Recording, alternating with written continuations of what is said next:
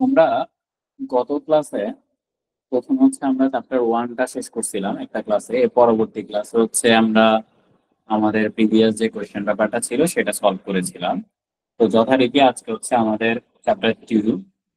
চ্যাপ্টারটা একটু বড় আছে এবং এখান থেকে প্রতিবার আইসিবি তে প্রশ্ন আসে। সো এক্ষেত্রে হচ্ছে খুবই মনোযোগের সহিত এটা পড়তে হবে, অনেক ইম্পর্টেন্ট টপিক গুলো আছে।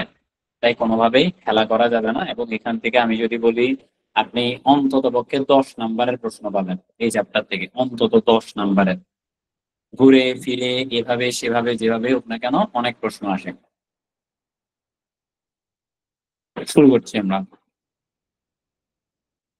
প্রথমে বলা হয়েছে ম্যানেজমেন্টের রেসপন্সিবিলিটিস। লাইক একটা অডিটের ক্ষেত্রে ম্যানেজমেন্টের কি কি কাজ থাকে। So management is responsible for the following. তো আমরা দাদা, এটাকে মনে রাখার জন্য, হ্যাঁ বলেন। আমরা তো গত গত ক্লাসে ম্যানেজমেন্ট রেসপন্সিবিলিটির এটা হচ্ছে এসওএস এস ইএসজি পর্যন্ত করেছিলাম, সাস্টেনেবিলিটি আপনি পড়িয়েছিলেন। কি বললেন? না না, আমি বলি আপনি যেটা করেছেন সেটা প্রিভিয়াস ব্যাচের ক্লাস ছিল, আপনি ওই যে ইউটিউব থেকে করছেন। বলছেন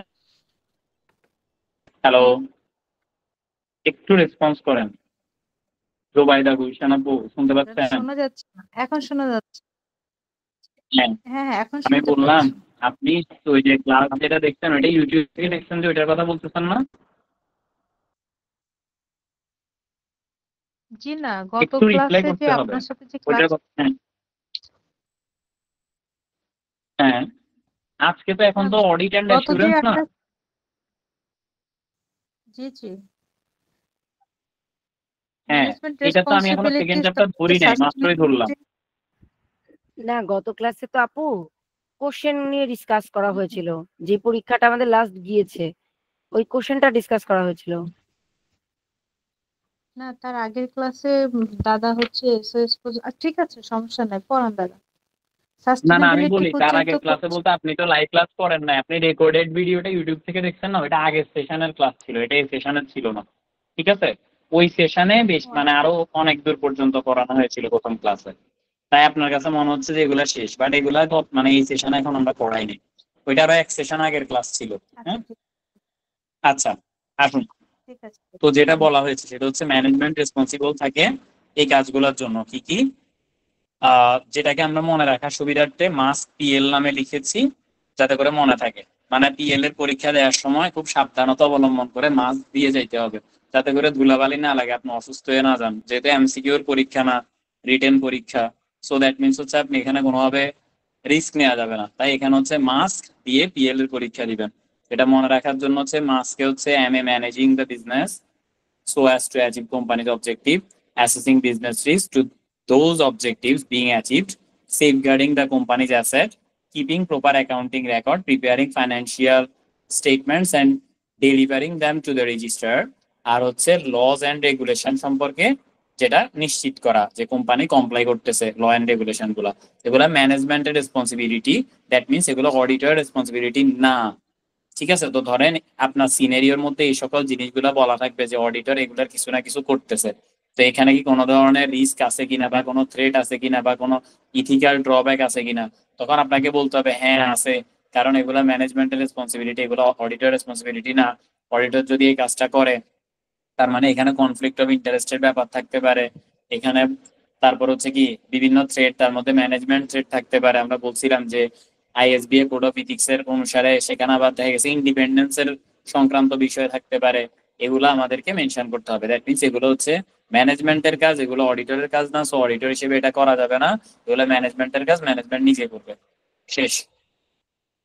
ইট is not the responsibility of the auditor to of a company to do any of the above, মানে এই যে উপরে এগুলো কিছুই করতে পারবে না। First and foremost, it is the director job to manage the business so that objective are achieve. এটা মূলত উদ্দেশ্য অর্জিত যাতে হয়, এটা ডিরেক্টরের কাজ, উপরে কাজগুলো করা।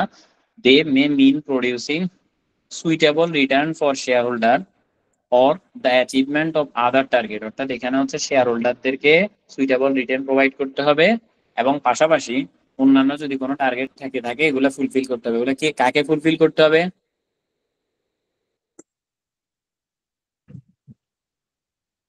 ডিরেক্টরস। ম্যানেজমেন্টকে। Director. It also means assessing what business risks face the company and devising the necessary strategies to deal with them. এখানে দুইটা জিনিস বোঝাচ্ছে, একটা হচ্ছে রিস্ক অ্যাসেসমেন্ট করাও বোঝাচ্ছে, আবার সেই রিস্ক অ্যাসেস করে সেটা হচ্ছে ডিল করাকেও বোঝাচ্ছে। তার মানে রিস্ক অ্যাসেসমেন্টের দায়িত্ব আছে ডিরেক্টরের এবং সেটা অনুযায়ী necessary step should be taken by the director of a company. Then হচ্ছে director responsibilities under companies Act. এবার কোম্পানিজ অ্যাক্ট অনুসারে 1994 অনুসারে ডিরেক্টরের কি কি রেসপন্সিবিলিটি আছে। তো statutory duties primarily come from responsibility laid down in the Company Act. তাহলে আমাকে ডিরেক্টরের যে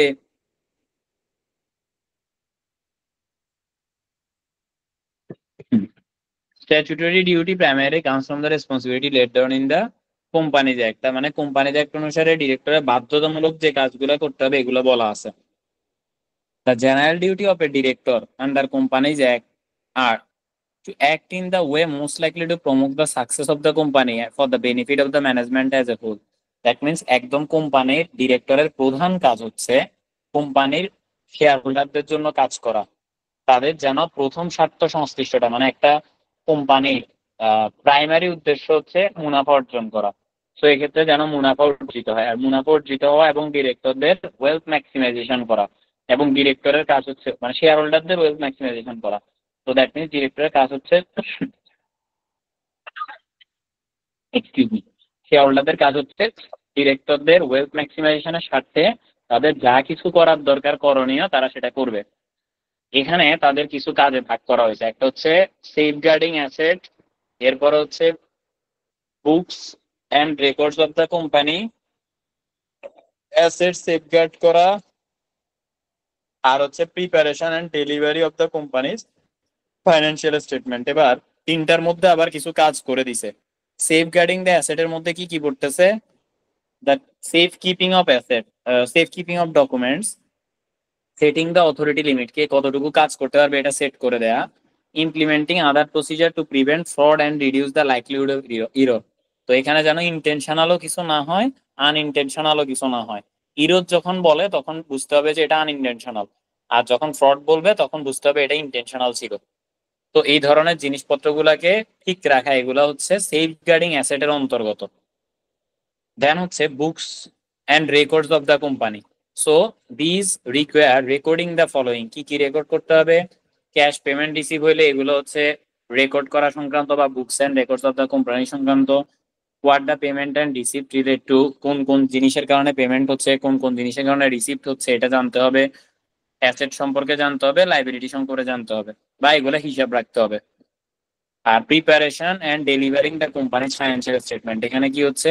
the director are required to select suitable accounting policies then applying them consistently. আচ্ছা, এখানে একটা শব্দ যেটা বলতে গিয়ে এখানে বলতেছি আর কি, ধরেন পলিসি বোঝানোর জন্য বলতেছি। আমরা অনেকেই এক মানে অ্যাকাউন্টিং এ বা ফার যারা পরীক্ষা দিচ্ছেন, ধরেন ডেপ্রিসিয়েশন স্ট্রেট লাইন মেথড থেকে রিডিউসিং ব্যালেন্স মেথডে যাবে, এটা কি?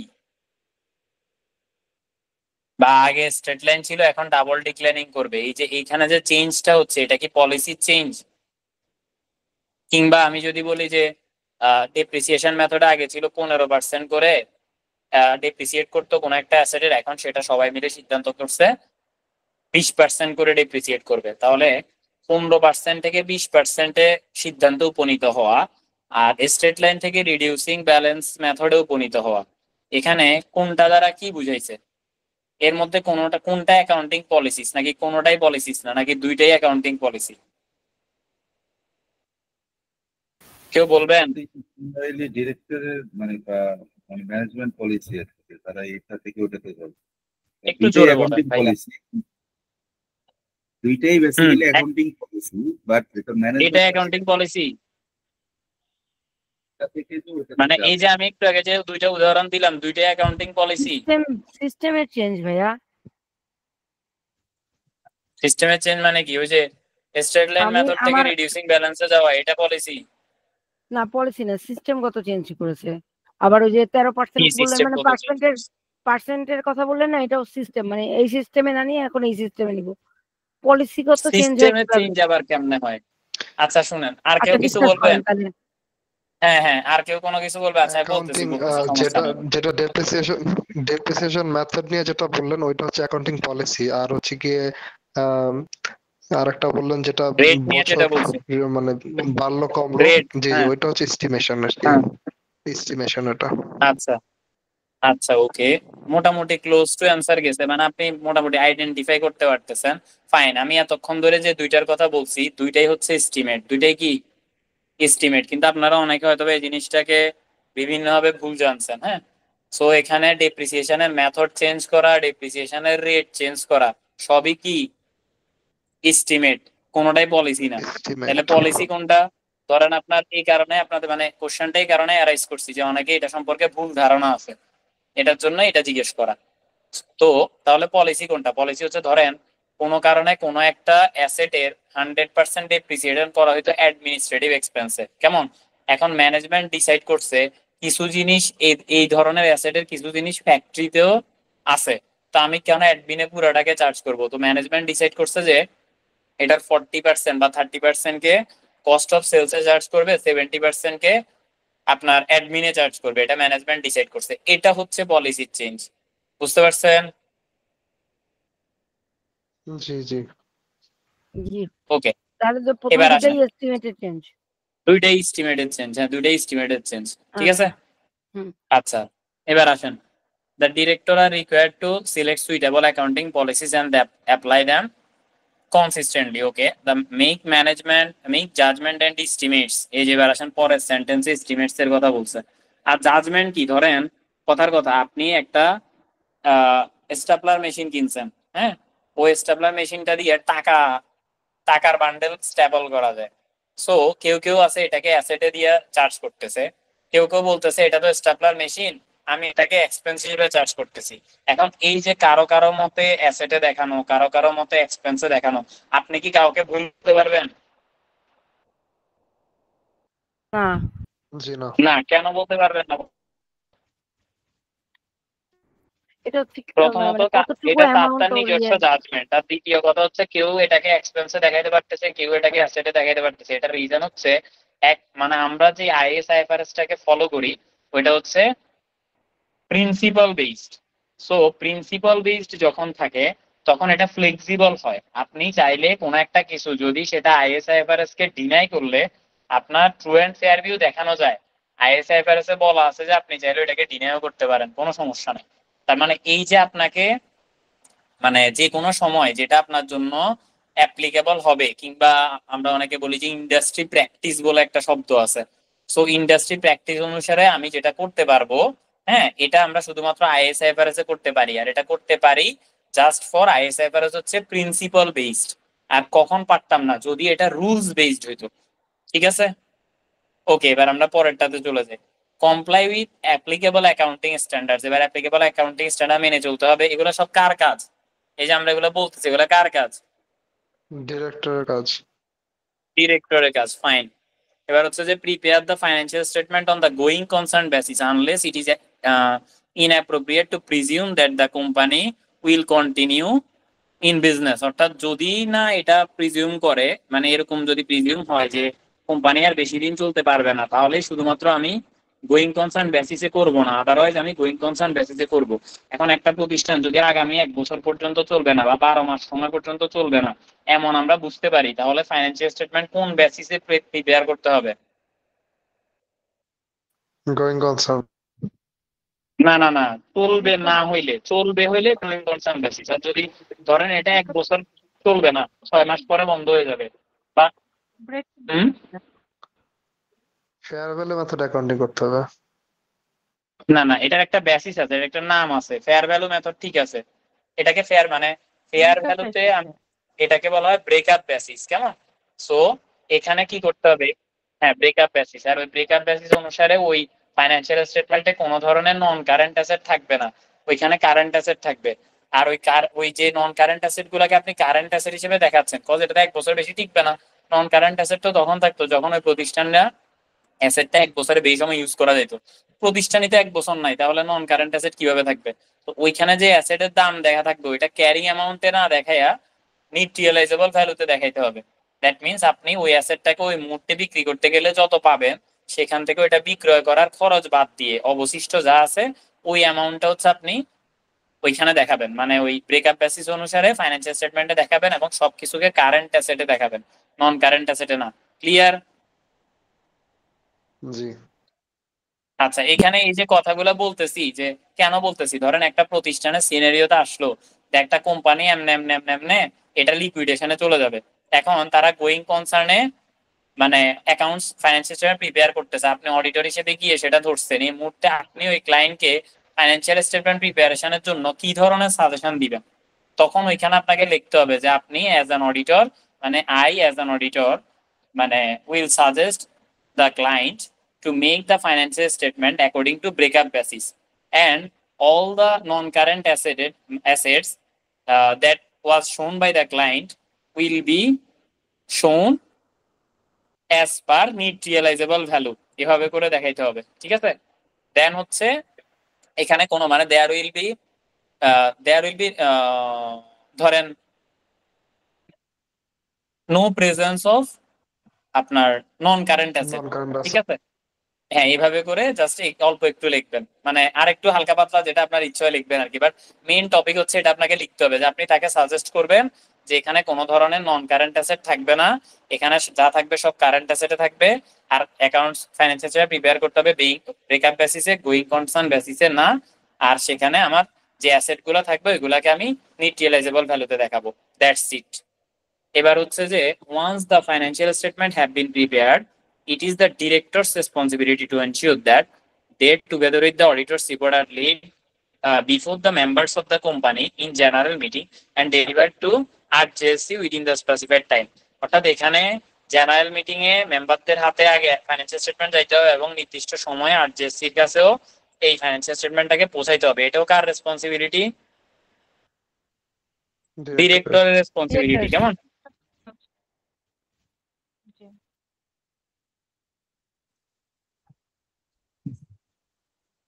ওকে, এবার আসেন companies compliance with laws and regulation.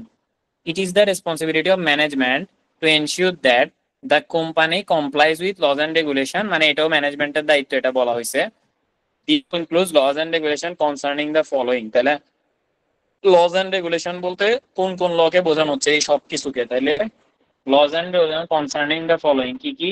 ACC regulation মানে সিকিউরিটি এক্সচেঞ্জ সংক্রান্ত, কর্পোরেট গভর্নেন্স গাইডলাইন সংক্রান্ত, মানি লন্ডারিং সংক্রান্ত, labour law, health and safety law, public liability, employers liability, tax withholding, TDS, VAT, payroll matter, সবকিছু সংক্রান্ত lodge and রেগুলেশনের দায়িত্ব ম্যানেজমেন্টকে নিতে হবে, বা এই সংক্রান্ত বিষয়ের দায়িত্ব হচ্ছে ম্যানেজমেন্টের।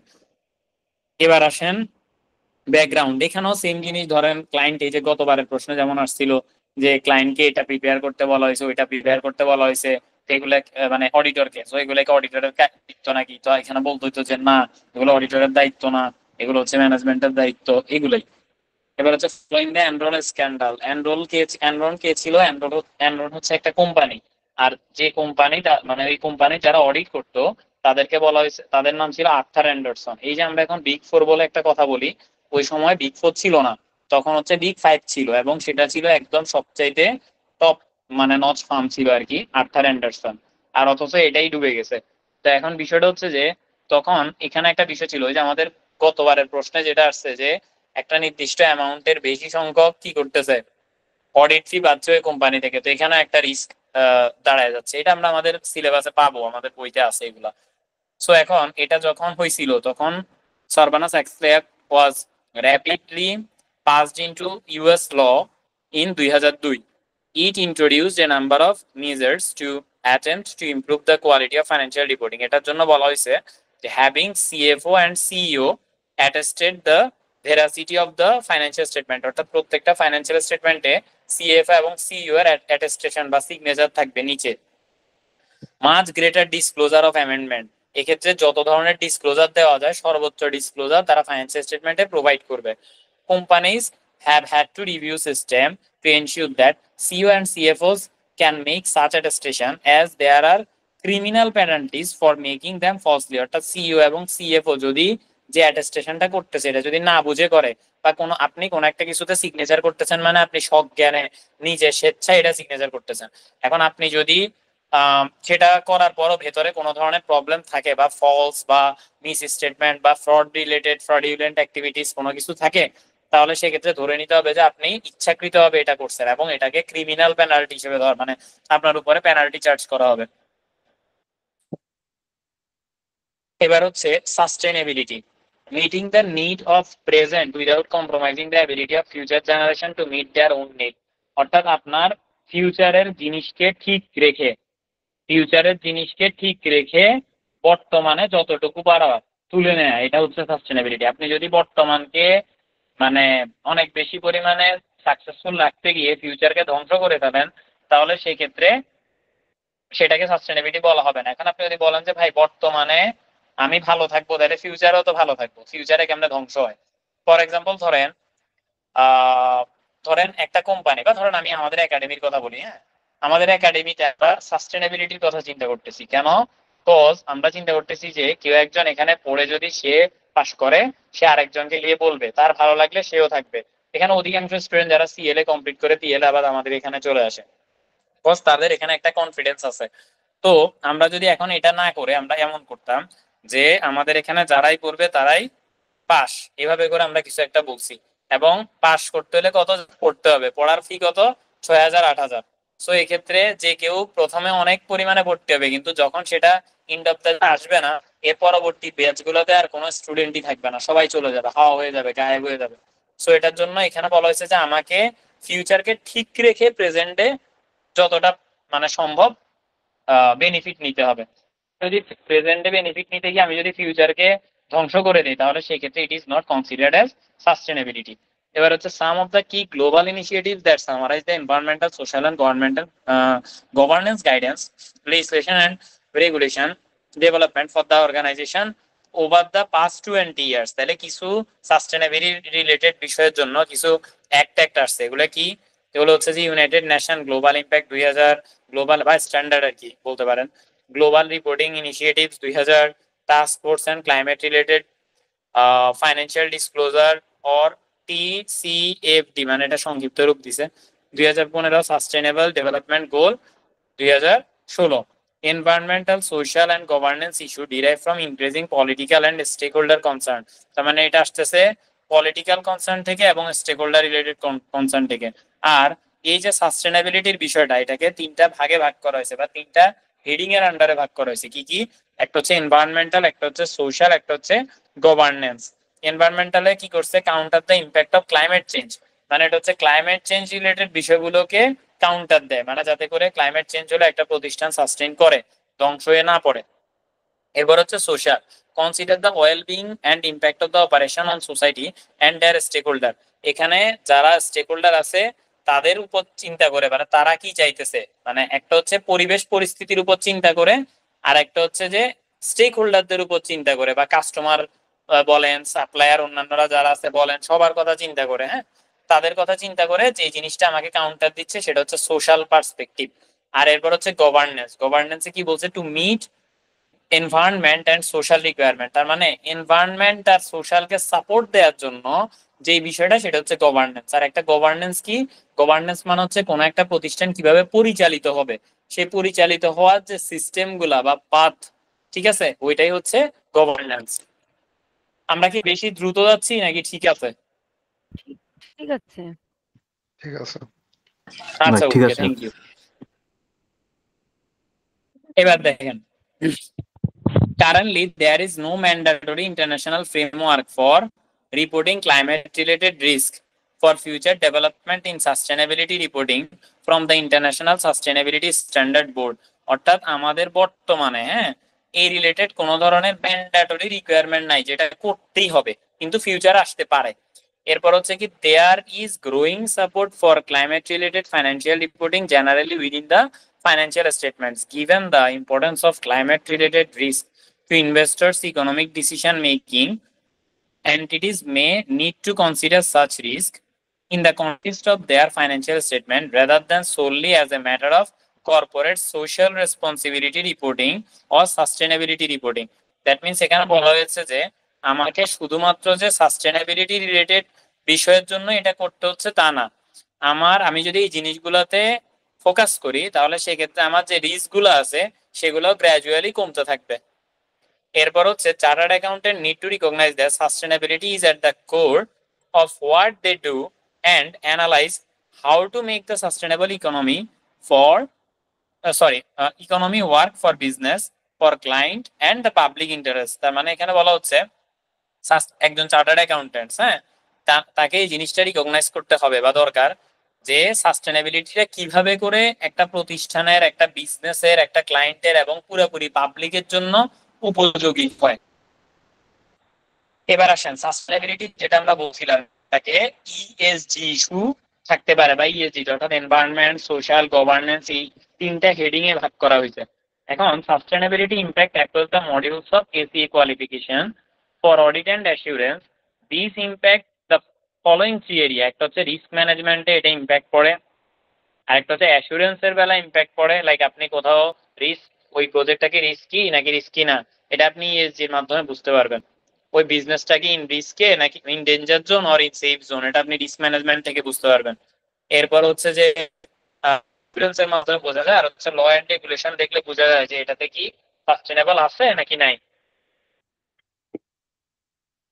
এবার হচ্ছে risk management. Climate change is clearly giving rise to significant risk of businesses, whether those risks arise from more frequent and severe weather events or the transition to a net zero carbon economy.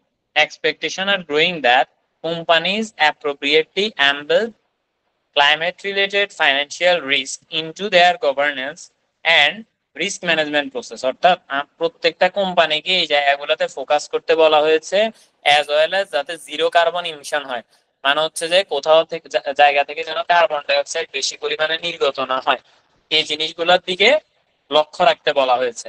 A mature company is now expected to recognize that environmental and social matters are recognized and integrated into its risk management and reporting infrastructure.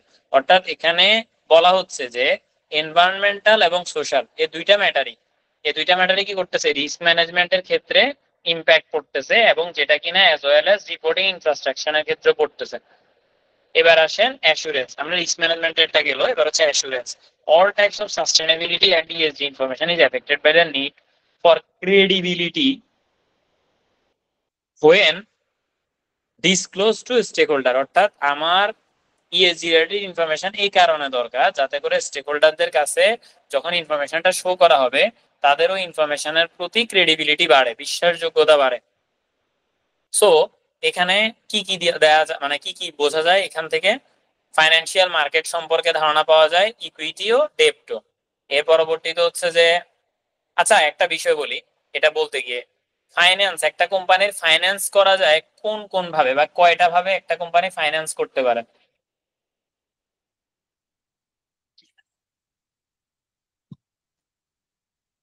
শেয়ারের মাধ্যমে করতে পারে, date ক্যাপিটালে করতে হ্যাঁ, পারে। এখানে দুইটার কথা লিখে আছে, আর কিছু আছে? হ্যাঁ। আচ্ছা, একটা কোম্পানি তিন ভাবে ফাইন্যান্স করতে পারে, কেমন? একটা হচ্ছে যে শেয়ারের মাধ্যমে, একটা হচ্ছে ইকুইটির মাধ্যমে, আর একটা হচ্ছে সাপ্লায়ারের টাকা আটকে রাখার মাধ্যমে। ঠিক আছে, ধরেন আপনি আমরা ওই যে বিভিন্ন ধরনের ক্রেডিট টার্ম আছে না, যে 2, 10, 90, 30, তার মানে কি 10 দিনের মধ্যে পরিশোধ করলে 2% বার্তা পাইবেন আর 30 দিনের মধ্যে পরিশোধ করতে হবে। এখন আপনি যদি কোনো জায়গা থেকে পণ্য কিনতে যান, তারা যদি আপনার এই টার্ম দেয়, তাহলে প্রথমত আপনি কোন দিন টাকা পরিশোধ করবেন বলেন তো? বললো যে 2, 10, 90, 30, তাহলে আপনি মানে নর্মাল চিন্তা ভাবনা আপনি কত দিনের মধ্যে টাকা পরিশোধ করার ইচ্ছা পোষণ করবেন?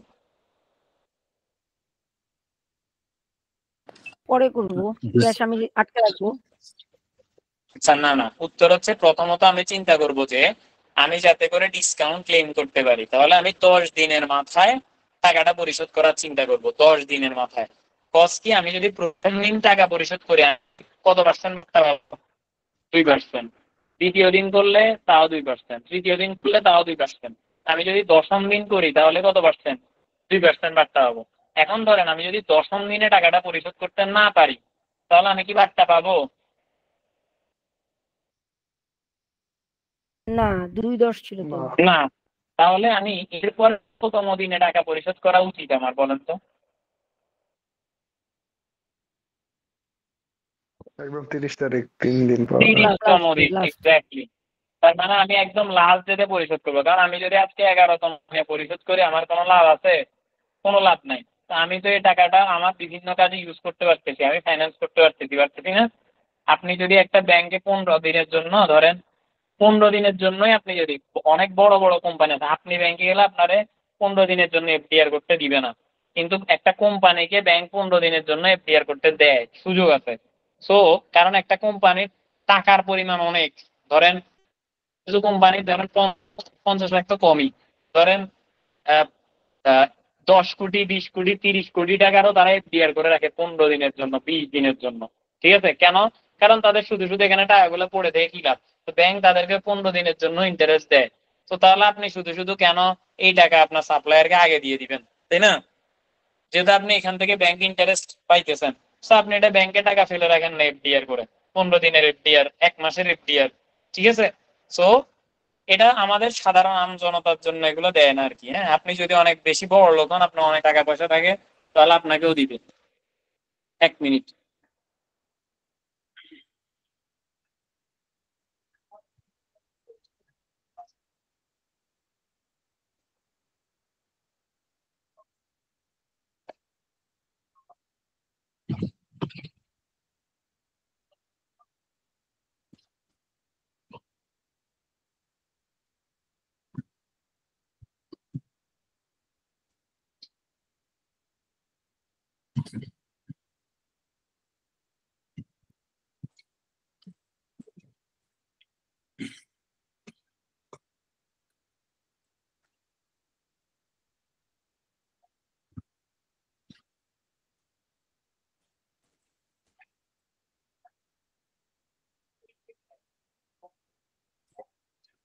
ওকে, এবার হচ্ছে কোথায় যেন ছিলাম আমি? হ্যাঁ, ফাইন্যান্সের কথা বলতেছিলাম। এবার হচ্ছে গভর্নমেন্ট ইন সাপোর্টিং কমপ্লায়েন্স। তাহলে এখানে দেখেন অ্যাসুরেন্সের ক্ষেত্রে কি কি। তাহলে এখানে একটা হচ্ছে রিস্ক ম্যানেজমেন্ট রিলেটেড,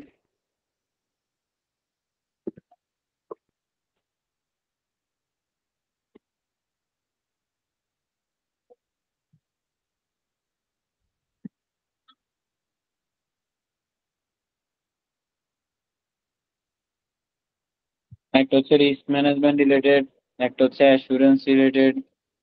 এবার আসেন এর পরেরটাতে, laws and regulation related. Fine. এবার এরপরে চলে আসেন expected future development in sustainability reporting. তো আমার ফিউচারে কি হইতে পারে? তো ইন 2020, মানে 2020, the international financial reporting established the I হ্যাঁ ISSB to sit alongside the international accounting standard board. তো তারা কি করছে? তারা সাস্টেনেবিলিটি রিলেটেডও একটা বোর্ড বানাইছে। হ্যাঁ, সাস্টেনেবিলিটি রিলেটেড বোর্ড বানাইছে, যাতে করে একটা প্রতিষ্ঠান সাস্টেনেবল কিনা সেটার জন্য তারা কোন একটা রিপোর্টিং ফরম্যাট আসতে পারে। কারণ এখন তো ম্যান্ডেটরি রিকোয়ারমেন্ট নাই, কিছুদিন পরে এটাকে ম্যান্ডেটরি রিকোয়ারমেন্ট বানাই ফেললে তখন কোন একজন গভর্নিং বডির দরকার, যারা কিনা এটা জাজ করবে যে আসলে তারা ঠিকঠাক মতো সাস্টেনেবিলিটি রিলেটেড রিপোর্ট দিছে কিনা। তো এটার জন্য একটা বোর্ডের দরকার বা গভর্নিং বডির দরকার। দ্যাটস ওয়াই আইএসএসবি এর জন্ম হয়েছে। So the intention is for the ISSB to deliver a comprehensive global baseline of sustainability related disclosure statement that provide investor and other capital market participant with information about companies sustainability related risk and opportunities to help them make informed decision, যাতে করে যে কোনো একজন user of the financial statement এটার উপর ভিত্তি করে তারা একটা সিদ্ধান্ত গ্রহণ করতে পারে, এটা ভেবে যে হ্যাঁ এই কোম্পানিটা আরো কতদিন বাঁচবে বা টিকবে। There are 2 exposure draft have been issued by ISSB. এটা অনুসারে আইএসএসবি তে সাস্টেনেবিলিটি রিলেটেড 2টা স্ট্যান্ডার্ড আসতেছে, সেটা কি আসতেছে, এগুলা প্রসপেক্টিভ, মানে সো কি S1 আর একটা হচ্ছে IFRS S2। S1টা হচ্ছে general requirement for disclosure of sustainability related financial information, যাতে করে ফাইন্যান্সিয়াল ইনফরমেশনের ডিসক্লোজার দেয় যে এটা বিষয় আছে কিনা, মানে সাস্টেনেবল কিনা বা সাস্টেনেবল না, এই ধরনের বিষয়গুলা। আর আরেকটা হচ্ছে ক্লাইমেট রিলেটেড ডিসক্লোজার, যে পরিবেশ পরিস্থিতির অবস্থার কারণে একটা প্রতিষ্ঠানের কনসিকুয়েন্সেস কি হইতে পারে, এটাও এখানে বলা থাকবে। এটা হচ্ছে IFRS S2 অনুসারে। এগুলো এখনো আসে নাই, এগুলা প্রসপেক্টিভ, আগামীতে আসবে। আর এগুলো যখন আসবে তখনই সেটা হয়ে যাবে ম্যান্ডেটরি রিকোয়ারমেন্ট। আসার হয়তো কয়েক বছর সময় দিবে এটাকে অ্যাবজর্ব করার জন্য, আসার সাথে সাথেই ম্যান্ডেটরি রিকোয়ারমেন্ট হবে না।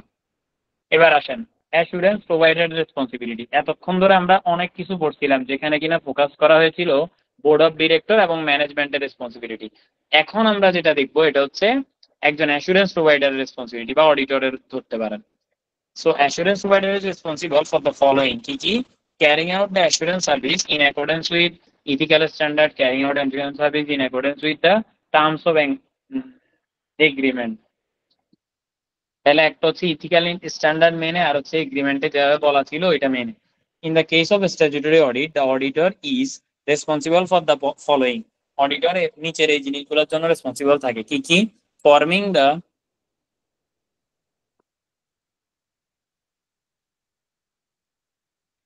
an independent opinion on the truth and fairness of annual accounts. অর্থাৎ এখানে একটা ইন্ডিপেন্ডেন্ট ওপিনিয়ন দিতে হবে ভিত্তি করে যে এটা ট্রু অ্যান্ড ফেয়ার ভিউ আছে কিনা। Confirming that annual accounts have been properly prepared in accordance with the Companies act 1994। এটা ঠিকভাবে করে প্রিপেয়ার করা হয়েছে কিনা কনফার্ম করতে হবে।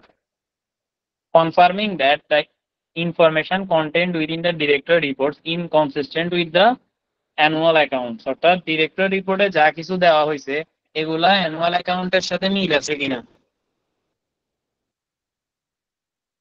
আচ্ছা একটা কথা বলি, ধরেন কখনো যদি আপনার IFRS আর হচ্ছে কোম্পানিজ অ্যাক্ট 1994 দুইটার মধ্যে কনফ্লিক্ট করে, আপনি কোনটাকে মানবেন?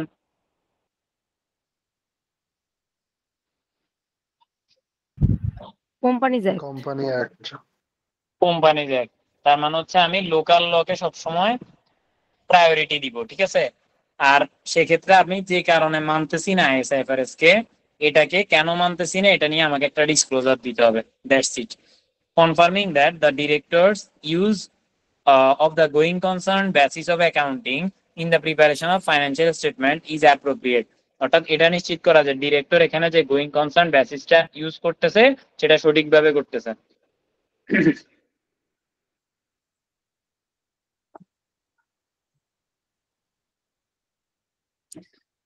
While the assurance provider does not bear the management responsibilities, many of them will impact strongly on audit। যদি অ্যাসুরেন্স প্রোভাইডার তাদের রেসপন্সিবিলিটি না মানে তাহলে সেই ক্ষেত্রে অডিটে ইম্প্যাক্ট পড়ে, মানে ওপিনিয়নের ক্ষেত্রে ভুল হতে পারে।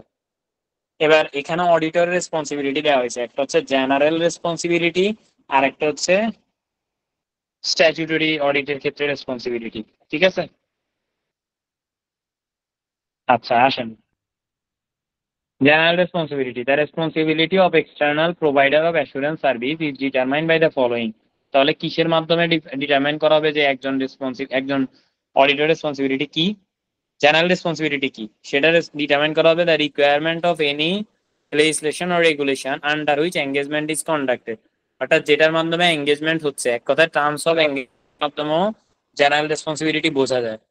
ও যে এরপরের লাইনে দিয়ে দিচ্ছে the terms of engagement for the assignment, ethical and professional standard, আর হচ্ছে কোয়ালিটি ম্যানেজমেন্ট স্ট্যান্ডার্ডস। এই চারটা জিনিসের উপর ভিত্তি করে জেনারেল রেসপন্সিবিলিটি বোঝা যায়। আর এবার স্ট্যাচুটরি রেসপন্সিবিলিটি কি? Forming an independent opinion. Independent opinion হইতে পারে, কোনো bias, conflict of interest, influence থাকতে পারবে না। Confirm that the annual accounts have been properly prepared in accordance with companies act.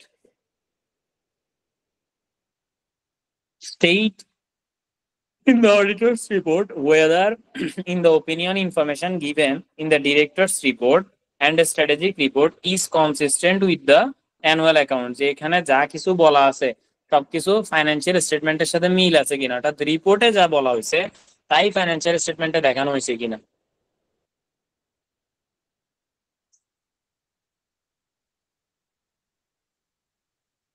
Okay.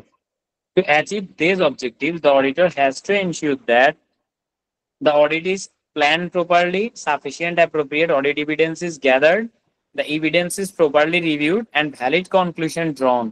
অর্থাৎ এখানে তিনটা জিনিস দেখতে হবে। একটা হচ্ছে ঠিকভাবে প্ল্যান করা, কারণ প্ল্যান করা একটা প্রপার পরিকল্পনা হচ্ছে কাজে 50% বা অর্ধেক সম্পন্ন করার সমান। এরপরে বলছে সাফিসিয়েন্ট এবং অ্যাপ্রোপ্রিয়েট, শুধু সাফিসিয়েন্ট লিখলে হবে না, সাফিসিয়েন্টও লিখতে হবে, অ্যাপ্রোপ্রিয়েটও লিখতে হবে, বা শুধু অডিট এভিডেন্স লিখলে হবে না, সাফিসিয়েন্ট অ্যাপ্রোপ্রিয়েট অডিট এভিডেন্স লিখতে হবে। তারপর দা এভিডেন্স ইজ প্রপারলি রিভিউড, এটা ঠিকভাবে রিভিউ করতে হবে, অ্যান্ড ভ্যালিড কনক্লুশন ড্রন, এবং সেটা অনুযায়ী কনক্লুশনটা সেটা আপনি রিভিউ করছেন কিন্তু কনক্লুশনের সময় বায়াস হয়ে গেছেন তাহলেও চলবে না। In accordance with the laws and ethical standard, the auditor must maintain independence from the client. Appointment as the Companies Act auditor does not lead to responsibility for the following matter. তো এখানে এগুলা auditor responsibility না, তাহলে নিচের এগুলা কি auditor responsibility না, তাহলে কার রেসপন্সিবিলিটি?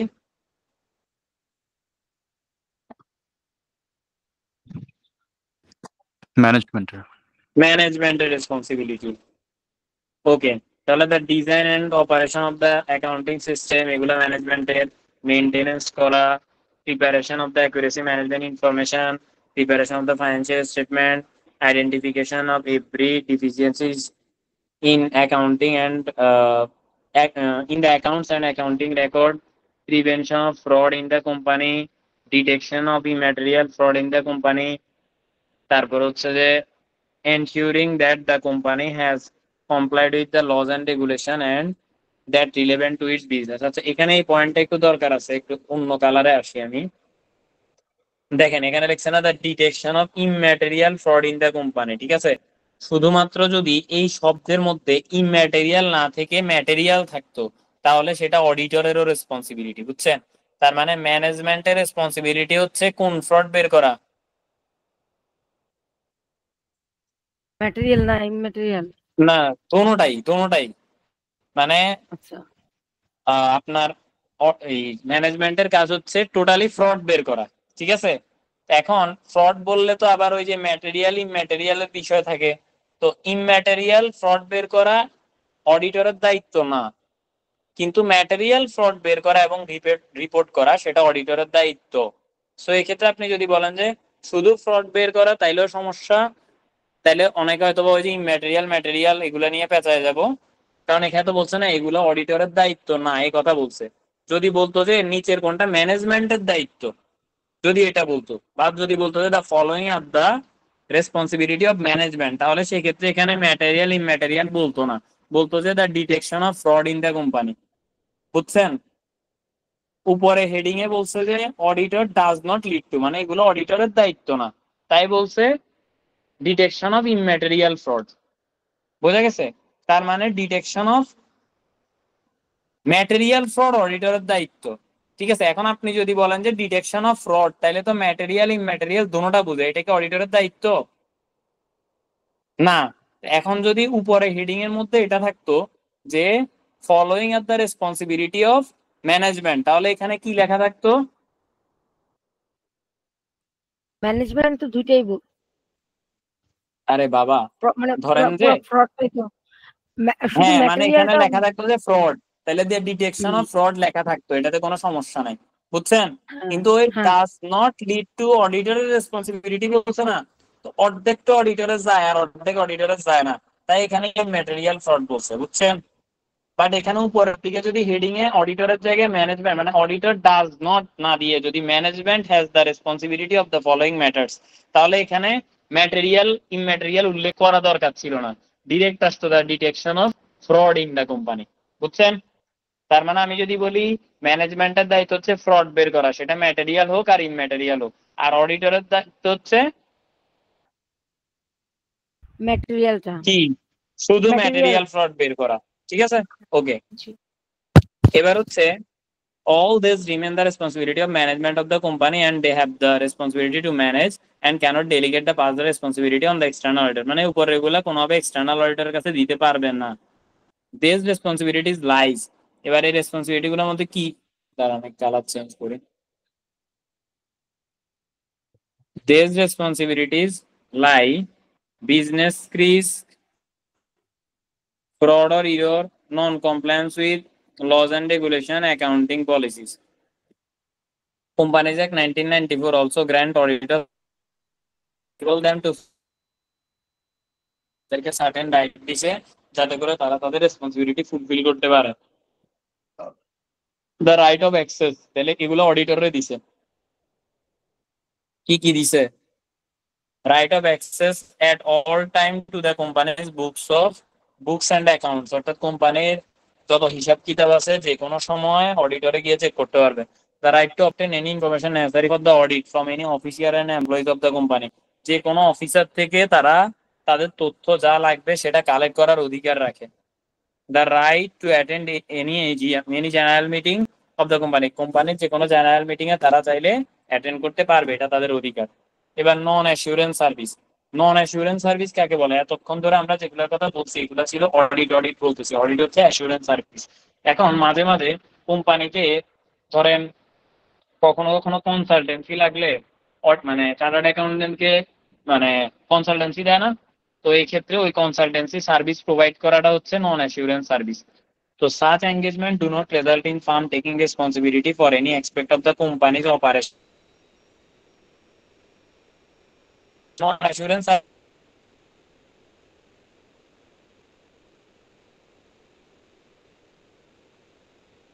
সার্ভিস দিবে তার মানে এই না যে তারা তাদের ওই কোম্পানির অপারেশনের রেসপন্সিবিলিটি নিয়ে নিচ্ছে। হ্যাঁ, কথাতে অনেক ভেঙে ভেঙে আসতেছে, মনে হয় নেটওয়ার্কের বিষয়টা এমন না, সমস্যাতে। এখানে তারা জাস্ট সার্ভিস দিবে, তারা এখানে জি জি জি, ভেঙে ভেঙে আসতেছে, ভেঙে ভেঙে আসতেছে কথা। ওকে।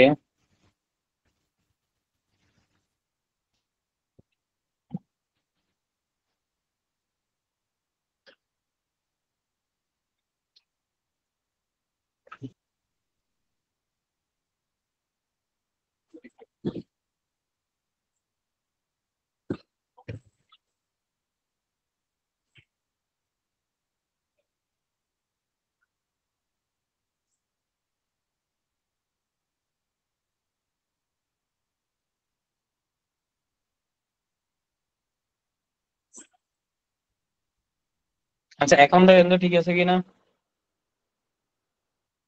এখন কথা বোঝা যায়?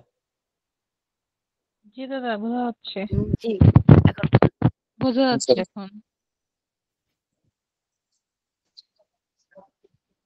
দেখেন, তো নন অ্যাসুরেন্স সার্ভিসে বলা হয়েছে যে নন অ্যাসুরেন্স সার্ভিস দিতেছি মানে এই না যে ম্যানেজমেন্টের সব কাজ আমি করবো, এটা কখনো বলা হয়নি। তো দ্য কি point is that management retain the overall responsibility for all this matter, অর্থাৎ ম্যানেজমেন্টের কাজের দায়িত্ব ম্যানেজমেন্টেরই। The firm is employed as to support the management, just ফার্মের কাজ হচ্ছে কি, মানে চার্টার্ড অ্যাকাউন্টেন্ট কাজ হচ্ছে কি ম্যানেজমেন্টকে সাপোর্ট করা, প্রোভাইডিং এক্সপার্ট অ্যাসিস্ট্যান্স, যাতে করে তারা তাদের এক্সপার্টিসটা ম্যানেজমেন্টের কাছে দিয়ে ম্যানেজমেন্টকে হেল্প করতে পারে, কিন্তু ম্যানেজমেন্টের কাজ করে দিবে বিষয়টা এমন না। The principles and rules concerning the provision of non-audit services by the audit firm to its audit client are set out in the BACC corporate governance guideline, অর্থাৎ একটা অডিটের ক্ষেত্রে প্রিন্সিপালস কি হবে, রুলস কি হবে, নন অডিট সার্ভিসের ক্ষেত্রে মানে অডিট ছাড়া বাকিগুলা ক্ষেত্রে তাদের মানে চার্টার্ড অ্যাকাউন্টেন্টদের কি কি করার দরকার এগুলা বলা আছে বিএসিসি কর্পোরেট গভর্নেন্স গাইডলাইনসে। এবার আসেন কেন এই জিনিসটা আসছে, এটা হচ্ছে ব্যাকগ্রাউন্ড যে কেন এই গাইডলাইনের দরকার হইলো। সো এটা আসছে the Sarbanes Oxley act also has provision which relate directly to auditor, এখানে কিছু অডিটরদের কোন কোন কাজ করতে হবে কোন কোন কাজ করতে হবে এই রিলেটেড প্রভিশন বা বিধিবিধান দেওয়া হয়েছে। যে public company public accounting oversight board, Public Company Accounting Oversight Board বা PCAOB has been set up to inspect the audit file of US listed and other public interest client, অর্থাৎ এটা রাখা হয়েছে যদি কোনো লিস্টেড কোম্পানি থাকে তাদের কাজ ঠিকঠাক মতো করা হচ্ছে কিনা এটাকে পুনরায় চেক করার জন্য PCAOB এটার আবিষ্কার করা হয়েছে। এবার আসেন ইরর। এখান থেকে প্রতিবার ইরর, তারপর হচ্ছে ফ্রড, এগুলা থেকে প্রতিবার প্রশ্ন আসে, প্রতিবার মানে কোনো না কোনো প্রশ্ন আসবে। আর ম্যাটেরিয়াল মিস স্টেটমেন্ট একটা আছে, এই যে এটা, সরি, নন কমপ্লায়েন্সেস, ইরর, ফ্রড, নন কমপ্লায়েন্সেস, এগুলা এগুলা থেকে প্রতিবার প্রশ্ন আসে। আচ্ছা আমরা যাই আগে।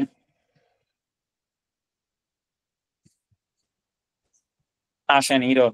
ইরর বলতে যখন বোঝায় তখন সেটা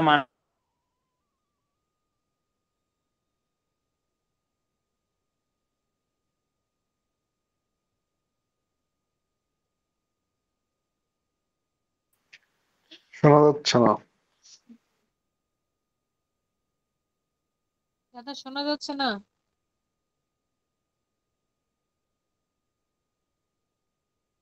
ভাইয়া নেটওয়ার্কের বাইরে চলে গেলেন? দাদা আপনি মিউট হয়ে গেছেন, মিউট হয়ে গেছে মনে হয়। নেটওয়ার্কের প্রবলেম করতেছে মনে হয় তার ওখানে।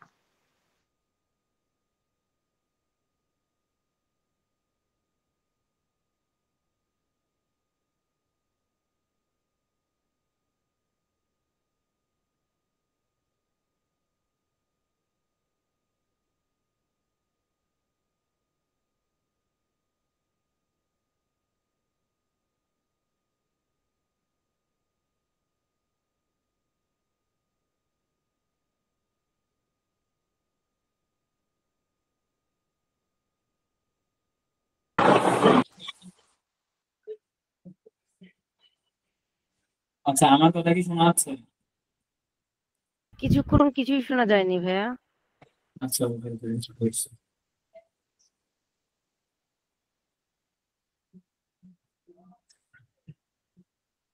আচ্ছা, আমরা তাহলে আবার এখানে হিরো থেকে আবার বলতেছি, হ্যাঁ?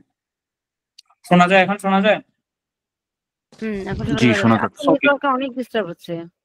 হ্যাঁ হ্যাঁ, আমার বুঝতে পারতেছি আজকে আমার নেটওয়ার্ক অনেক ডিস্টার্ব করতেছে। 7:30টার ক্লাসে, 9টার ক্লাসে সবগুলোতেই করছিল। আচ্ছা দেখেন, ইররের মধ্যে যেটা বলছে, বলছে যে ইরর মানেই হচ্ছে সেটা আনইনটেনশনাল, আর যখন সেটা ইন্টেনশনাল হবে তখন সেটা কি হয়ে যাবে? ফ্রড। ফ্রড হয়ে যাবে।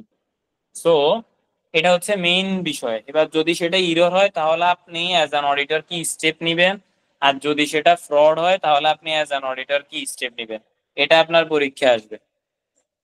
মানে ধরেন প্রথমে কোনো একটা কিছু কাহিনী বললো যে এমনি এমনি এমনি এমনি, এখানে কোনো একটা কিছু ম্যাটেরিয়াল মিসস্টেটমেন্ট হয়ে গেছে যেটা নিয়ে ম্যানেজমেন্ট অবগত না। আপনি পরবর্তীতে এই জিনিসটা দেখতে পেয়েছেন, এই মুহূর্তে আপনার করণীয় কি?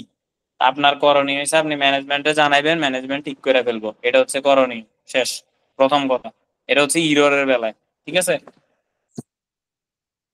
আচ্ছা এবার দেখেন, তো এখানে system of internal control, the system design, implemented and maintain by those charged with governance, management and other personal to provide reasonable assurance about the achievement of an entity's objective with regard to reliability of financial reporting, effectiveness, efficiency of operation, and compliance with applicable laws and regulations.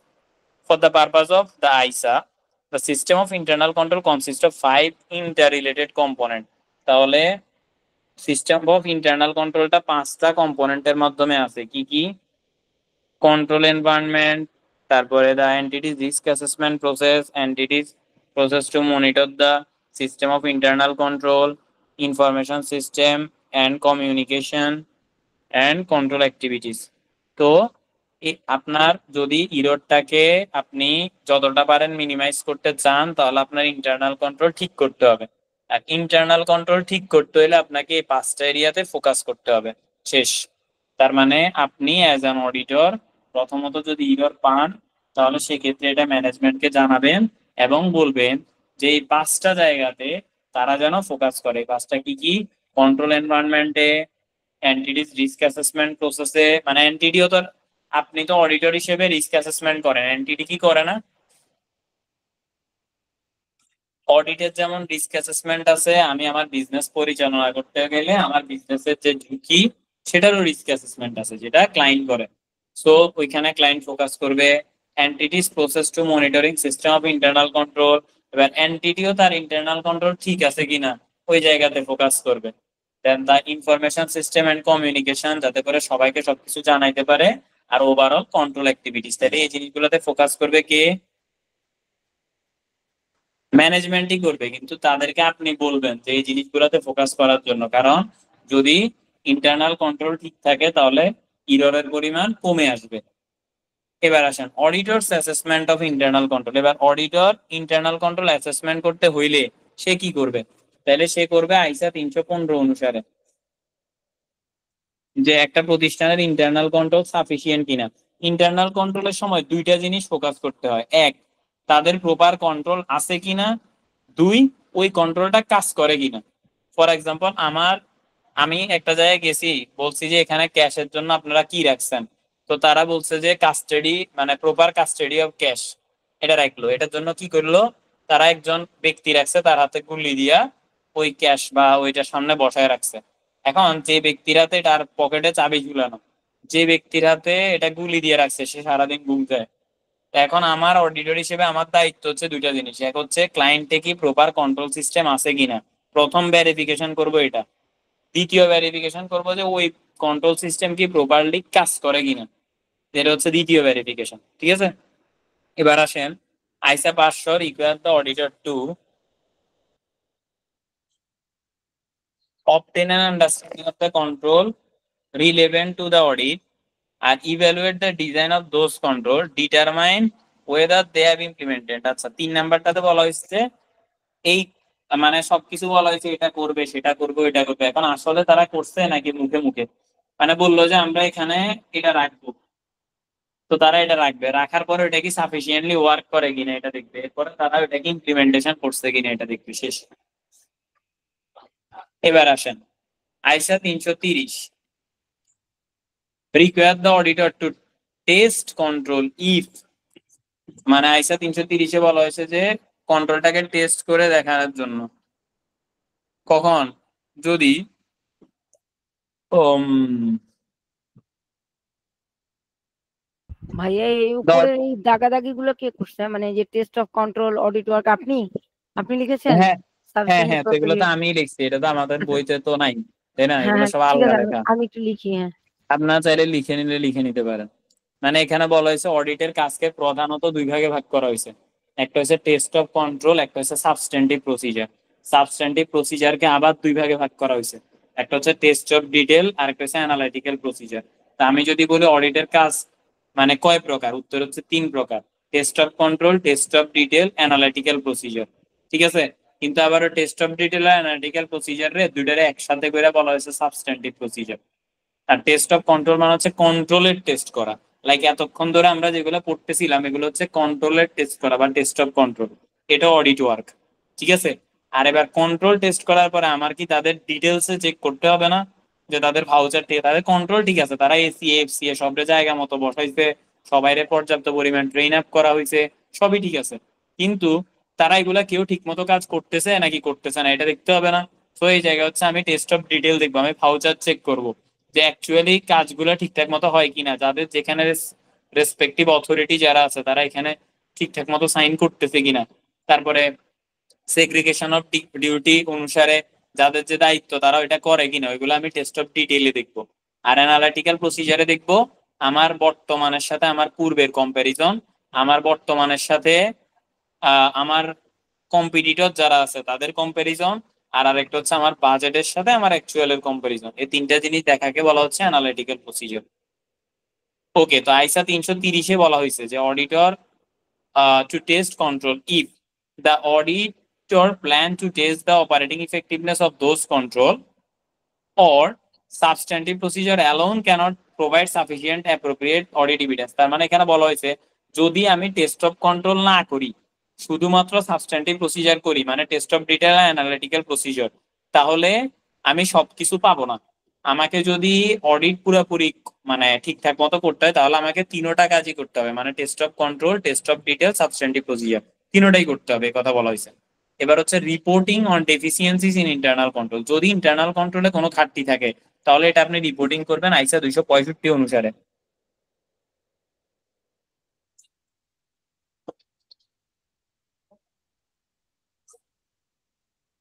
Okay, set out that auditor should determine whether the audit work has identified any deficiency in internal control.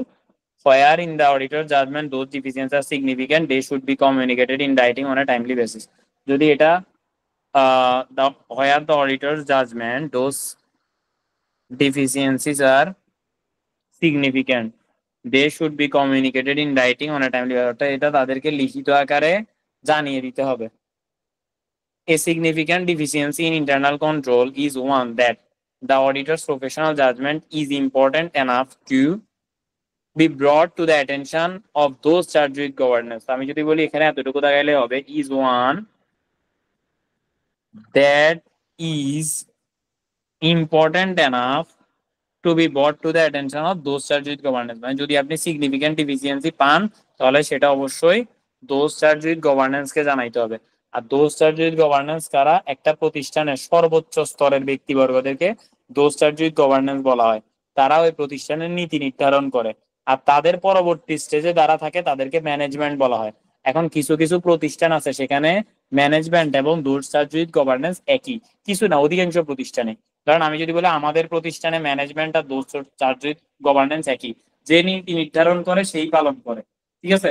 তো যে সকল প্রতিষ্ঠানের নীতি নির্ধারক ব্যক্তি আলাদা এবং পালনকারী ব্যক্তি আলাদা, ওইখানে হচ্ছে those charged with governance এক ব্যক্তিরা আর ম্যানেজমেন্ট অন্য ব্যক্তিরা। তো এগুলো সাধারণত বড় বড় গ্রুপ অফ কোম্পানির ক্ষেত্রে আলাদা আলাদা ব্যক্তিবর্গ হয়ে থাকে। এবার আসেন ফ্রড। আচ্ছা বাইরে আপনারা একটা রিভিউ নেই। আচ্ছা না, এটা পড়ায়নি, এটা পড়ায় তারপর নিবে। এটা পরীক্ষা আসে অনেক বেশি পরিমাণে, এই যে এই অংশটা পরীক্ষা আসে, এটা গতবারও আসছে। যেহেতু গতবার সাসপেক্টেড ফ্রড আসছে, এবার দেখবেন এটা আসবে পরীক্ষায়। এবার এটা আসবে রিপোর্টিং অফ নন কমপ্লায়েন্সেস আসবে, ঠিক আছে। এইগুলা বারবার করে মানে একবার এবার আসে তো এটা আসে, তো পরের বার ওইটা আসে, এভাবে করে আসতে দেখা যাচ্ছে। সো গতবার যেহেতু এটা চলে আসছে, আগামীবার ওইটা আসবে। দেখেন তো ফ্রডের কথা আমরা যেটা বললাম, ফ্রড, তো ফ্রড মানে আমরা বলছিলাম ফ্রড মানে কি? ইন্টেনশনাল। ফ্রড মানেই বলেন না, ইন্টেনশনাল। Okay fine. এবার হচ্ছে যে there are two types of risk of misstatement which can arise from fraud. ফ্রডের থেকে দুই ধরনের মিস স্টেটমেন্ট আসতে পারে। একটা হচ্ছে কি arising from fraudulent financial reporting, আর একটা হচ্ছে মিস অ্যাপ্রোপ্রিয়েশন অফ অ্যাসেট। মানে একটা হচ্ছে রিপোর্টিং করতে সেখানে ভুল করবে, ঠিক আছে, ভুল না মানে ইচ্ছাকৃতভাবে ভুল করা, ঠিক আছে, এটা হচ্ছে ইন্টেনশনাল, যেটাকে বলে ভুল করা আর কি। এটা করতে পারে, অথবা আরেকটা করতে পারে miss appropriation of asset. Miss appropriation of asset কেমনে? ধরেন আপনার প্রতিষ্ঠানের জন্য অ্যাসেট কিনছে, সে তার বাসায় গিয়ে অ্যাসেট নিয়ে চলে গেছে, অ্যাসেটের সঠিক ব্যবহার করতেছে না, সঠিক অ্যালোকেশন করতেছে না। বলছে যে এরকম অনেক প্রতিষ্ঠান করে, এসি কিনছে প্রতিষ্ঠানের জন্য, নিয়ে গিয়া বাসায় লাগাই দিছে, আর বাসার পুরান মডেলের এসি এনে অফিসে লাগাই দিছে, এরকম হইতেই পারে। সো এগুলো হচ্ছে মিস অ্যাপ্রোপ্রিয়েশন অফ অ্যাসেট হতে পারে, এটা ফ্রডের থেকে হয়। আর একটা হচ্ছে ফাইন্যান্সিয়াল রিপোর্টিং রিলেটেড, লাইক টাকা পয়সা সংক্রান্ত, ঠিক আছে। আগে ওই যে অ্যাসেটের যেটা টাকা পয়সা সংক্রান্ত না, ওটা হচ্ছে অ্যাসেট মানে বদলাইয়া দিছে, কিংবা প্রতিষ্ঠানের জন্য কিনছে, বাসায় নিয়ে গেছে, এইরকম। ওকে, এগুলা miss appropriation of asset actually সরকারি প্রতিষ্ঠানের ক্ষেত্রে বেশি দেখা যায়। দেখবেন সরকারি অনেক বড় কর্মকর্তা তার বাসায় মানে একদম ভালো অ্যাসেট, আর তার অফিসে দেখা গেছে ধ্বজা ভাঙা অ্যাসেট। এর কারণ হচ্ছে অফিসে যখন নতুন মডেল দিছে, সে এটা বাসায় নিয়ে গেছে, আর বাসাতে খুলে আনি এটা অফিসে লাগাই দিছে, শেষ। আচ্ছা যাই হোক, এবার হচ্ছে রেসপন্সিবিলিটিস রিগার্ডিং ফ্রড। এবার ফ্রড যদি হয় তাহলে সেক্ষেত্রে কি হবে? So ISA 240 set out management and auditor responsibilities regarding fraud. তাহলে ফ্রড রিলেটেড বিষয়ে দুইজনের রেসপন্সিবিলিটি আইসা 240 বলা আছে। তো বলছে যে the primary responsibility for the prevention and detection of fraud rests with both those charged with governance of the entity and with management. তার মানে এটা those charged with governance এর সাথেও related as well as management এর সাথেও related.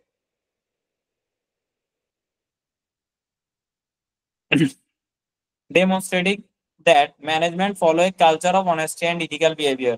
এটা লক্ষ্য রাখা যে ম্যানেজমেন্ট ইথিক্যাল বিহেভিয়ার পালন করবে। Establishing a sound system of internal control, internal control সঠিকভাবে মানে থাকবে, সেখানে যোগ্যতা সম্পন্ন ব্যক্তিবর্গরা থাকবে। From the point of view of those charged with governance, ensuring that management implement policies and procedure to ensure the orderly and efficient conduct of company's business। অর্থাৎ এখানে দোষ সার্ভিস গভর্নেন্স বলেন, ম্যানেজমেন্ট বলেন, তারা সবাই ঠিকঠাক মতো তাদের দায়িত্ব পালন করবে। এবার আসেন risk assessment. Part of auditors work must include assessing the risk of fraud existing. তো এখানে অডিটরের ওয়ার্কের মধ্যে কি কি থাকে, যে আমার ফ্রড আছে কিনা, এটা বা প্রতিষ্ঠানে ফ্রড আছে কিনা এই জিনিসটাকে অ্যাসেস করা, খুঁজে বের করা। এরপরে অ্যাপেন্ডিক্স তো দাঁড়ায় 1 to ISA 240 is very useful document as it gives examples of fraud risk factor। অর্থাৎ এখানে ফ্রড রিস্ক ফ্যাক্টর কি হইতে পারে, কনসিকুয়েন্সেস কি হইতে পারে, এই রিলেটেড বিষয়ে কিছু ইনফরমেশন দেওয়া হয়েছে। ISA 240 set out that auditors are entitled to accept responsibilities as truthful and record as genuine unless there is evidence to the contrary। অর্থাৎ বলছে যে অডিটরকে যে জিনিসগুলো দেয়া হবে এই জিনিসগুলা সে ট্রুথফুল এবং জেনুইন হিসেবেই নিবে, required to bring professional scepticism to do their work.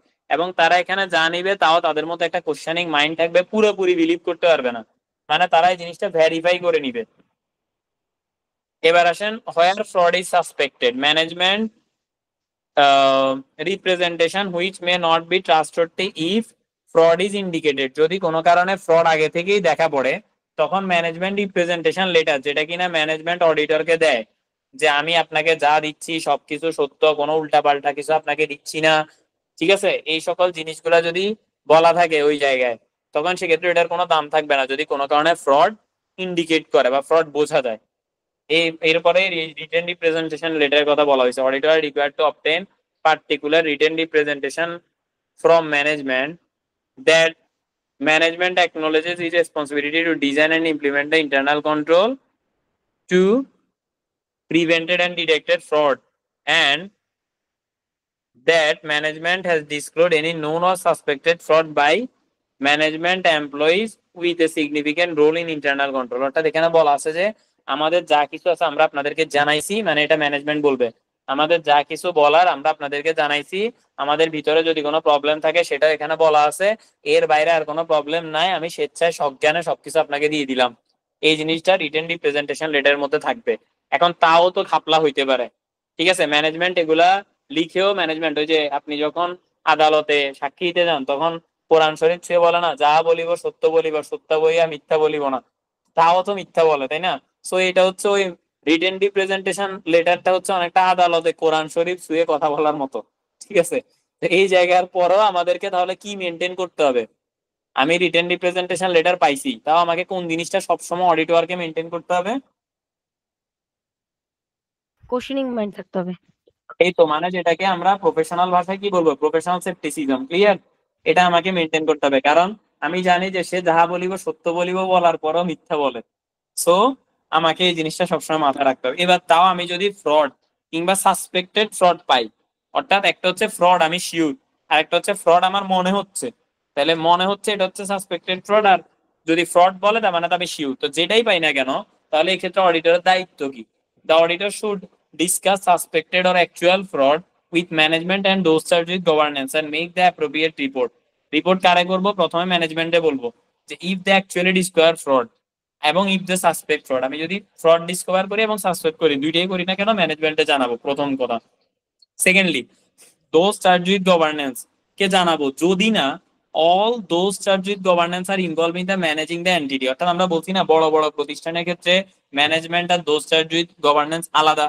তো যেহেতু যেখানে যে প্রতিষ্ঠানে ম্যানেজমেন্ট এবং দোজ চার্জ উইথ গভর্নেন্স আলাদা, সেখানে দোজ চার্জ উইথ গভর্নেন্স সবসময় ম্যানেজিং এ মানে এন্টিটি ম্যানেজ করার ক্ষেত্রে রোল প্লে করে না, তাই তাদেরকে আমাকে জানাইতে হবে। And the auditor has identified or suspect fraud involving management. তো সেক্ষেত্রে যেহেতু তারা ম্যানেজমেন্টের কাজে অংশগ্রহণ করতেছে না, তাই তাদেরকেও আমার জানাতে হবে। প্রথমে আমি ম্যানেজমেন্টকে জানাবো, তারপর আমি দোজ চার্জ উইথ গভর্নেন্সকে জানাবো। এর পরবর্তীতে দ্য অডিটর শ্যাল ডিটারমাইন, আমি চিন্তা করব whether there is a responsibility to report, আমি কি আসলে রিপোর্ট করব, এটা আমি চিন্তা করব। ধৈর্যই আমি রিপোর্ট করে দিব বিষয়টা এমন না। যদি আমি এক্ষেত্রে বুঝতে না পারি, মানে অ্যাজ অ্যান অডিটর ধরেন আপনার প্রশ্নের মধ্যে এটা বলা আছে যে এখন এরকম এরকম টাইপের ফ্রড ইন্ডিকেট করা হয়েছে, কিন্তু যে চার্টার্ড অ্যাকাউন্টেন্ট আছে সে বুঝতেছে না, মিস্টার করিম চার্টার্ড অ্যাকাউন্টেন্ট, সে বুঝতেছে না যে তার এই মুহূর্তে কি করা উচিত, বা অডিট ইনচার্জ বা সামথিং লাইক দ্যাট, তখন সেই ক্ষেত্রে বলা হবে কি, সে লিগ্যাল অ্যাডভাইস নিবে যে তার কি করা উচিত এটা বোঝার জন্য। বোঝা গেছে? আমরা যে জায়গায় কোনো কিছু বুঝতেছি না সেই জায়গায় আমরা লিগ্যাল অ্যাডভাইস দিব, কিন্তু নিব, কিন্তু তার মানে এই না যে আমি ধৈর্যই সবাইকে জানাই দিব ঢাকঢোল পিটিয়ে, বা রিপোর্টিং ফরম্যাটে সবাইকে জানাই দিব, ভাইয়া ঠিক আছে? ভাইয়া হ্যাঁ দোষ বলেন। চাকরির গভর্নমেন্ট বলতে কাদেরকে বুঝাইছে আমি ভুলে গেছি, একটু বলবেন? ওই যে সকলে। বললাম না, যারা কিনা প্রতিষ্ঠানের নীতি নির্ধারণের ক্ষেত্রে ভূমিকা পালনকারী তারা, আচ্ছা আচ্ছা ঠিক আছে। মানে তারা তো higher management authority of management তো ম্যানেজমেন্ট। ম্যানেজমেন্ট আমি কি দোষ চাকরির ম্যানেজমেন্ট গভর্নমেন্ট? নীতি নির্ধারণ করে না, আমি কি বলছি যে ছোট প্রতিষ্ঠানের ক্ষেত্রে ম্যানেজমেন্ট আর দোস্তারজির গভর্নেন্স এক হয়ে থাকে। যেমন আমাদের প্রতিষ্ঠান নোবেল প্রফেশনাল একাডেমি, এখানে ম্যানেজমেন্ট যে দোস্তারজির গভর্নেন্সও সেই, কিন্তু হুম কিছু কিছু জায়গায় আছে যেখানে ধরেন কথার কথা আমি এখানে ক্লাস করাই না এবং আমি মানুষজনের সাথে কথা বলি না, কথা বলার জন্য লোক আছে, ক্লাস করার জন্য লোক আছে, আমি শুধুমাত্র এটা ওনার আর বলে দিব যে এটা তখন এই ক্লাসটা হবে, এখন এই ক্লাসটা হবে, এখানে এই সিস্টেমটা হবে, দ্যাটস ইট। তো এই ক্ষেত্রে আমি হয়ে যাব দোস্তারজির গভর্নেন্স বাট নট ম্যানেজমেন্ট, বুঝছেন? বুঝছি বুঝছি। কিন্তু এখন তো আমিও ম্যানেজমেন্টও আবার আমি দোস্তারজির গভর্নেন্সও, এবার বুঝছেন? জি থ্যাংক ইউ। হ্যাঁ, তো যে সকল প্রতিষ্ঠানে দুই জিনিসটা আলাদা ওইখানে দোস্তারজির গভর্নেন্স আবার আলাদা করে জানাইতে হয়, আর যেখানে ম্যানেজমেন্টের আর দোস্তারজির গভর্নেন্স এক, ওইখানে তো একই। এরপরে বলছে যে ই fraud or error cause the financial statement to give to not to give a true and fair view, যদি এমন হয় যে ফ্রড এবং ইররের কারণে যদি ট্রু অ্যান্ড ফেয়ার ভিউ না দেখায়, অথবা there is a fundamental uncertainty, যদি এখানে কোনো বড় ধরনের মৌলিক অনিশ্চয়তা থাকে, it should be included in the auditor report, তাইলে আমি অডিটর রিপোর্টের মধ্যে জানাবো, thereby notifying the shareholder, যাতে করে শেয়ার হোল্ডার এটা জানতে পারে। অর্থাৎ আমি যে হুট করে ফ্রড পাইছি মানে জানাই দিব বিষয়টা এমন না, আমাকে দেখতে হবে যে এটা কি ম্যাটেরিয়াল না ইম্যাটেরিয়াল, যদি দেখি ম্যাটেরিয়াল তাহলেও জানানোর দরকার নাই, আর যদি দেখি যে ম্যাটেরিয়াল তাহলে এটা শেয়ার হোল্ডারদেরকে জানানোর দরকার আছে, কারণ এটার কারণে ট্রু অ্যান্ড ফেয়ার ভিউ দেয়া যাচ্ছে না, তখন আমি হচ্ছে শেয়ার হোল্ডারদেরকে নোটিফাই করবো অডিট রিপোর্টের মাধ্যমে। বোঝা গেছে? হুম ওকে, আমরা কি আজকে আর করব নাকি এখানে শেষ করে দিব? আচ্ছা দাঁড়ান, এটা একটু শেষ করি, কনক্লুডিং অন ফ্রড, এটা শেষ করে দিই। এখানে কি আছে দাঁড়ান। জি। আচ্ছা, এরপরেরটা নন কমপ্লায়েন্স বা কমপ্লায়েন্স, এখানে জাস্ট একটা দুইটা লাইন যে fraud is a major cost of business. কারণ ফ্রড কেন কস্ট, একটা বিজনেসের ফ্রড কেন কস্ট? কারণ হচ্ছে ফ্রডের কারণে বিজনেসের রেপুটেশন যাইতে পারে, এই বিজনেস লসের সম্মুখীন হইতে পারে, অনেক কিছু হারাইতে পারে, সো এই ক্ষেত্রে এটা major cost of a business. তো the statutory audit is not design to identify every fraud in an audit, merely those are material effect. ওই যে আমরা বললাম না যে অডিটরের দায়িত্ব কি, ম্যাটেরিয়াল ফ্রড খুঁজে বের করা, এভরি ফ্রড খুঁজে বের করা না। বোঝা গেছে? এই জিনিসটা এখানে বলা হয়েছে, শেষ।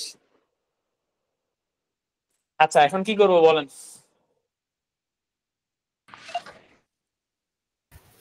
নেক্সট দিন এটা শেষ বলতে কি করতাম? আজকে এই থাক চ্যাপ্টারে দাদা। কত পৃষ্ঠা আছে একটু দেখে বলেন তো আগে। আজকে এ পর্যন্ত থাক দাদা। এই চ্যাপ্টারে পেজ নাম্বার কয়টা আছে একটু দেখেন। না আমি দেখতেছি, 1 2 3 4 5 6 7 8 9। ভাইয়া ল ক্লাস পাচ্ছি না তো। ল ক্লাস পাবেন রুটিন অনুসারে, আজকে তো ল না, তাই না? ল ক্লাস পাবেন, এই যে রুটিন অনুসারে আপকামিং যে জানেন ক্লাস ওইটা লই হবে, মানে যেটা রুটিনে যদি পড়ে কালকে হইলে কালকে ল হবে, ঠিক আছে? না, কালকে ট্যাক্স আছে আর আপনার আইটি আছে। ও তাহলে হচ্ছে ল কালকে না, মানে যেদিন আছে ওই দিন ল পাবেন, সামনে যেদিন ল ক্লাস হবে ওই দিন পাবেন। আর all are welcome to attend the law class also. আর আরেকটা বিষয় হচ্ছে যে আমি তাহলে একটা কাজ করি, এখানে আরো মোটামুটি অনেক পেজ আছে, সো কমপ্লায়েন্স এর বিষয়টা আমরা নেক্সট ক্লাস থেকে স্টার্ট করি, ওকে? তো জি একটা রিভিউ নিতে যাচ্ছি, এটা হচ্ছে আপনাদের ক্লাস কেমন লাগছে প্রথমত একটু বলেন, যেহেতু অনেকক্ষণ যাবত ছিলেন, সো এতটুকু অন্তত বলতেই পারেন, কোনো সমস্যা নাই। ক্লাস কি খুব ভালো লাগছে না খুব জঘন্য লাগছে এটা বলতে পারেন, বা মডারেট লাগছে তাও বলতে পারেন। ক্লাস ভালো হয়েছে ডেফিনেটলি। আচ্ছা দেখি, আমি দুইজনের থেকে বাদ দিয়ে আমি রিভিউ চাচ্ছি, তিনজন থেকে, জারিন তাসনিম আপু, জোবাইদা গুলশান আপু, আর হচ্ছে সাইফ রেজা জুনিয়র আপু, ওনারা বাদে বাকিরা একটু বলেন শুনি।